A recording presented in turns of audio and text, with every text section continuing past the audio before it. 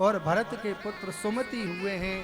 सुमति को राज्य दे करके भरत जी गंडकी नदी के किनारे नेपाल में एक आश्रम बना करके भगवान का भजन करते हैं। चक्रवर्ती सम्राट हैं, पूरा महल दास दासियों से भरा हुआ है, लेकिन सबको त्याग दिया। एक दिन गंडकी नदी में भगवान सूर्य नारायण की तरफ मुख करके संध्या वंदन कर रहे थे। पीछे से देखा कि कुछ हिरनियां जल पी रही हैं। कोई बात नहीं, हिंसक थोड़े ही हैं, अपनी संध्या में लगे रहे। थोड़ी देर के बाद में क्या देखा कि एक सिंह दहाड़ मारता हुआ उन हिरनियों की तरफ आ रहा है। उनमें से एक हिरनी गर्भवती थी। जैसे ही डर की वजह से छलांग लगाई, वह गर्भ गिर गया और गर्भ भरत जी के सामने आ गया। भरत जी के मन में दया आई कि अगर मेरे सामने ये मर गया तो पाप लगेगा। अपनी कुटिया पे ले आए। धीरे धीरे उस हिरण के बच्चे में इतनी ममता बन गई कि भजन की जो विधि थी वह तो छूट गई और हर वक्त उसी के साथ भजने लगी। एक दिन क्या हुआ, हिरणों का एक झुंड आया और उस हिरण के बच्चे ने अपने ही पारिवारिक जनों के जब ये रूप रंग को देखा तो मन में ज्ञान हुआ, मन में बोध हुआ कि अरे तू इनकी जाति का है, तू यहाँ क्या कर रहा है।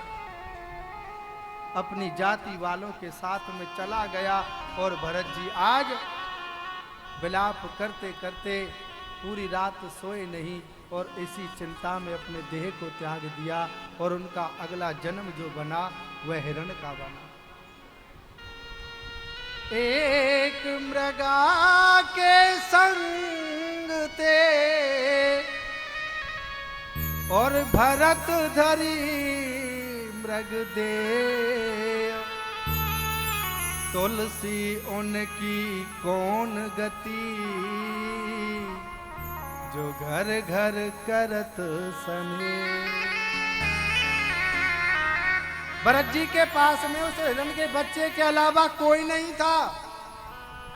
उसमें ही ऐसा मन रम गया कि हिरण का जन्म लेना पड़ा। हम जैसे तुच्छ जीवों का क्या होगा जो कहीं छल देखते हैं, कहीं कपट देखते हैं, कहीं राग करते हैं, कहीं द्वेष करते हैं।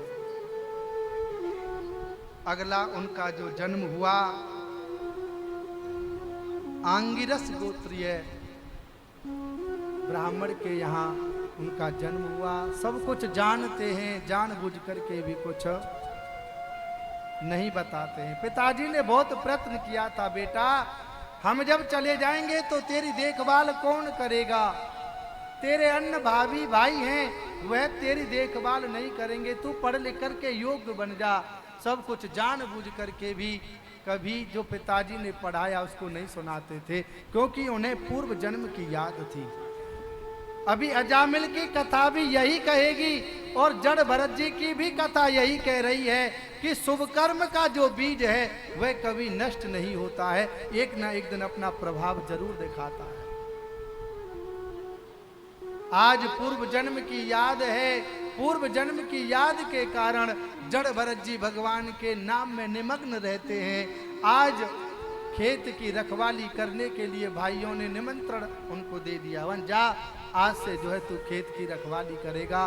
खेत की रखवाली करते करते एक दिन जो है उन्हें जंगल का जो राजा था, जो बलि की काली की बलि चढ़ाना चाहते थे, उनको पकड़ करके ले गए और बलि के लिए नहला धुला करके उनको सुंदर भोजन कराया, उनको तैयार किया गया। जड़ भरत जी समझ गए कि यहाँ मेरी बलि चढ़ेगी, लेकिन साक्षात नारायण के दर्शन कर रहे हैं कि आज नारायण की जो इच्छा है सो होने दो, बोले नहीं। जैसे ही काली के सामने सिर झुकाने के लिए कहा, सिर झुका लिया। जैसे ही डाकुओं ने तलवार का प्रहार करना चाहा, वैसे ही भद्रकाली प्रकट हो गई।